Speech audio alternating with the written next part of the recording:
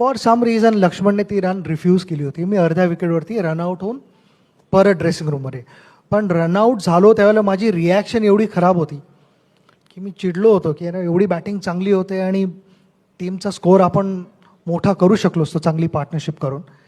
तर ती डिसअपॉइंटमेंट मी ग्राउंडवरती दाखवली होती आणि मी आत आलो. त्यानंतर आम्ही ती मॅच झाल्यानंतर मी घरी गेलो होतो. तर जे कान पकडणं म्हणतात तर ते भावाने मला बसवलं हॉलमध्ये घरी गेल्या गेल्या. म्हटलं ही कसली रिॲक्शन. म्हटलं तू आऊट होऊन आलेला आहेस, त्याची ड्युटी अजूनही बाकी आहे. तो बॅटिंग करत होता, तो आऊट नव्हता झाला. पण डू यू थिंक की तुझ्या रिॲक्शनने त्याला काही फायदा झाला असता? त्याला अजिबात काही फायदा झाला नव्हता. इनफॅक्ट तू त्याला अपसेट करून परत आलास. तर हे next time I don't expect from you. तर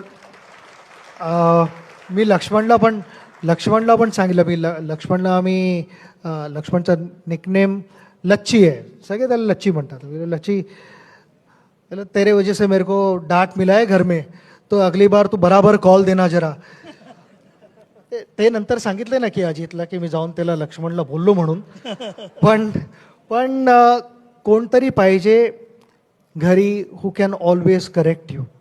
वेदर तो मोठा भाऊ असेल, बायको असेल, बहीण असेल, आई बाबा, काका काकू, आमची फॅमिली मोठी आहे. कोणी सांगितलं तर ते आय थिंक इम्पॉर्टंट नसतं.